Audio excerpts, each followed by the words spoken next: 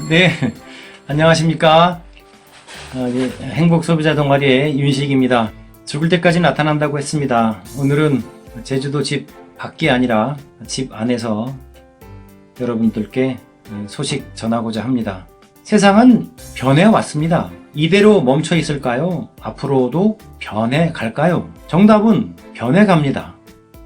어떻게 변해가는지는 미래학자들에 의해서 정보를 받습니다. 엘빈 토플러가 쓴 책이 있습니다. 부의 미래. 일종의 돈의 흐름. 간단하게 말씀드린다면 여러분, 제1의 물결이 뭐라 그랬어요?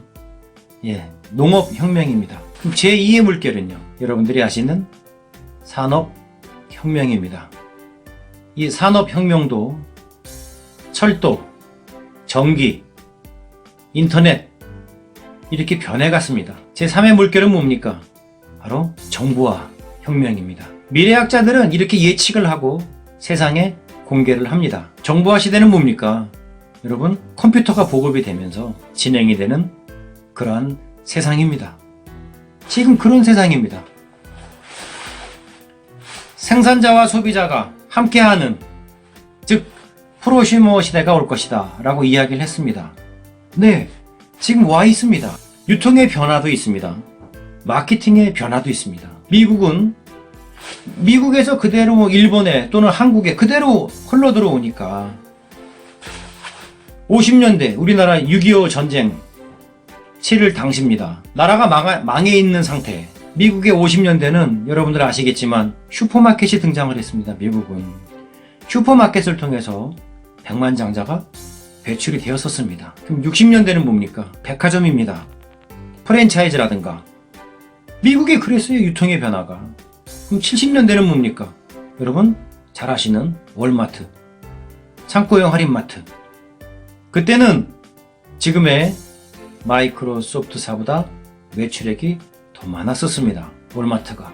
그럼 80년대는요? 자, 정보화 시대를 맞이해서 유통정보가 어떻게 됐어요? 이제 폐쇄가 아니라 오픈됐죠. 유통정보가 공개가 됐어요. 즉 직거래 유통이 미국에서 진행이 됐다. 그것이 우리나라에 들어왔어요. 옛날에 언제입니까? 1980년대, 90년대죠. 90년대 일산 분당에 여러분 아시는 킴스클럽 없었어요. 80년대, 88년도에 우리나라가 서울올림픽 열렸을 때 까르푸 너무 빨리 진행이 됐죠. 왜냐하면 1인당 GNP로 따졌을 때 약 5,000달러 되는 나라가 대형 할인마트가 생겼다라는 것은 언밸런스입니다.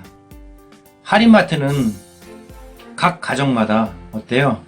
자동차가 한 대씩은 다 있어야 되는 그런 시대에 할인점이 생겨야 결국은 궁합이 맞는.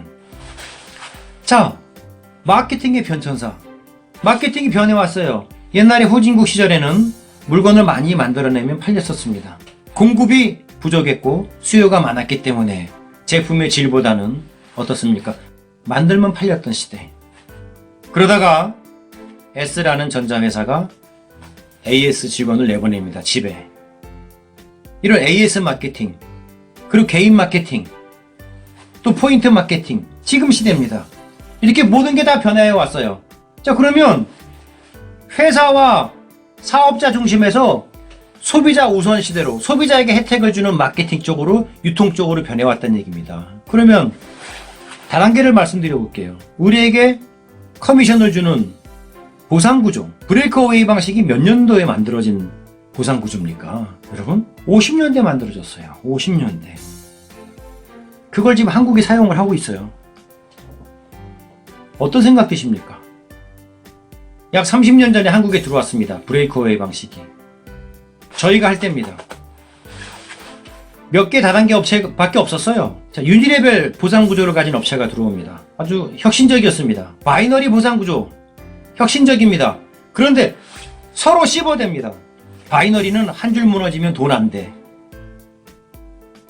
바이너리 하시는 분들은 레그 많은 거를 어떻게 해?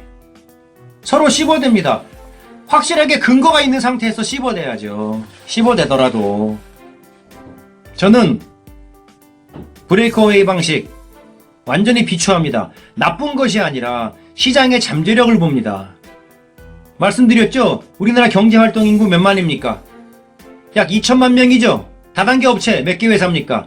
130개 조금 넘죠? 후원 방판 업체 몇 개입니까? 약 2,100개죠? 여러분 경제활동 인구에는 군인은 포함도 안 됩니다. 또 다단계는 군인 못해, 선생님들 못해, 공무원 못해, 군무원 못해, 만 20세 미만, 또 대학생 못해. 그럼 대입을 해보세요, 대입을. 브레이크어웨이 방식, 유니레벨 방식, 시장의 잠재력이 없다 이겁니다. 그냥 아무 생각 없이 없다 이게 아니고요. 그래서 저는 외쳐대는 겁니다. 우리를 위해서 브레이크어웨이 방식, 유니레벨 방식 변화해라. 한국 사람들의 몸에 맞게끔 변화해라. 한국의 경제에 맞게끔 변화해라. 근데 못 바꾼답니다. 제가 아메이 할 때 얘기했었습니다.